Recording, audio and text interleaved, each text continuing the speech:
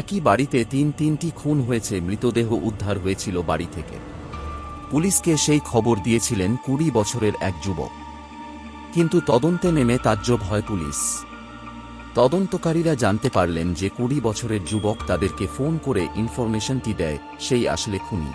নমস্কার, আপনারা দেখছেন ক্রাইম স্টোরি উইথ কৌশিক। ২২শে নভেম্বর ২০২৪ কলকাতার ঢাকা পাড়া নামক একে এলাকায় এই ঘটনাটি ঘটেছে। ওখানকার স্থানীয় লোকেদের কাছ থেকে জানা যাচ্ছে, ঘটনাটি ঘটেছে ভোর ৪টে নাগাদ, যখন কিনা ওই বাড়ির বড় ছেলে মর্নিং ওয়াকে গিয়েছিল। সেই মুহূর্তে এই ঘটনাটি ঘটেছে। অর্জুন মর্নিং ওয়াক থেকে বাড়ি এসে ঘরের ভেতরে ঢুকতে না ঢুকতেই তার মা বাবা এবং তার দিদির মৃতদেহ দেখতে পাই বলে জানায় পুলিশকে। এবং কিছুক্ষণের মধ্যেই অর্জুনের বাড়িতে পুলিশ চলে আসে এবং পুলিশ এসে গ্রামবাসীদের কাছে জিজ্ঞাসাবাদ করার পরে জানতে পারে যখন এই ঘটনাটি ঘটেছে তখন নাকি ওই বাড়ির বড় ছেলে অর্জুন বাড়িতে ছিল না। এবং অর্জুন যখন মর্নিং ওয়াক থেকে বাড়িতে ফিরে তখন এসে তার মা বাবা এবং দিদির মৃতদেহ মেঝেতে পড়ে থাকতে দেখে। পুলিশ ওখানে তদন্ত করে কিছুই পায় না। ওই বাড়ি তিনজনকেই একটা ছুরির মাধ্যমে খুন করা হয়েছে। তিনজনেরই গলা চুরির কোপ দেখতে পাওয়া গেছে, যেটা দেখে কিনা স্পষ্ট বোঝা যাচ্ছে এটা একটা প্ল্যান করা murder. Sub inspector Ashutosh Mukhopadhyay কেসটিকে ইনভেস্টিগেশন করতে গিয়ে একটা জিনিস ফলো করে যে ওই বাড়ির বড় ছেলেটা একটু ঘাবড়ে আছে।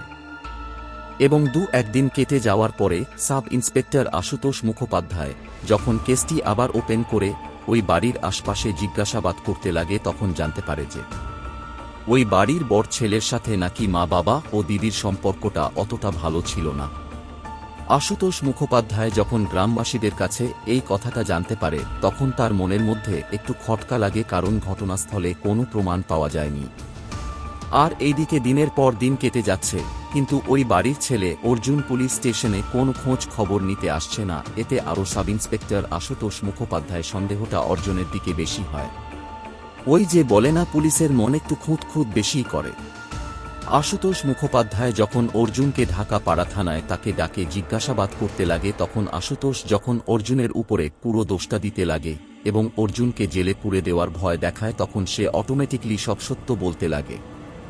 এবং সে নিজেই স্বীকার করে যে তার বাড়িতে জমি জায়গা নিয়ে রোজ গন্ডগোল হতো এবং তার বাবা মা তাকে ভালো চোখে দেখত না।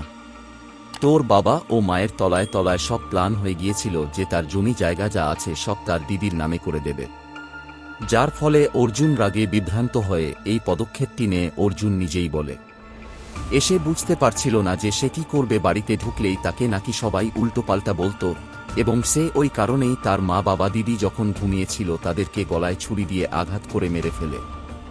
আশুতোষ মুখোপাধ্যায় যেটা শোনার জন্য অপেক্ষা করছিল, চোর যখন অল্পতেই সেটা বলে ফেলে তখন সে আর দেরি করে না, সে অর্জুনকে একটা কথাই বলে যে শুধু একটা সম্পত্তির জন্য তুমি যেই কাজটি করেছ এটা উচিত নয়, এর জন্য তোমার যে শাস্তিটা হবে তুমি সেটা ভাবতেও পারছো না। এই বলে অর্জুনকে আদালতের হাতে তুলে দেয় এবং মহামান্য আদালতই তাকে তার কর্মের শাস্তি দেবে, সেটা ফাঁসি কিংবা জনম কারাদণ্ড।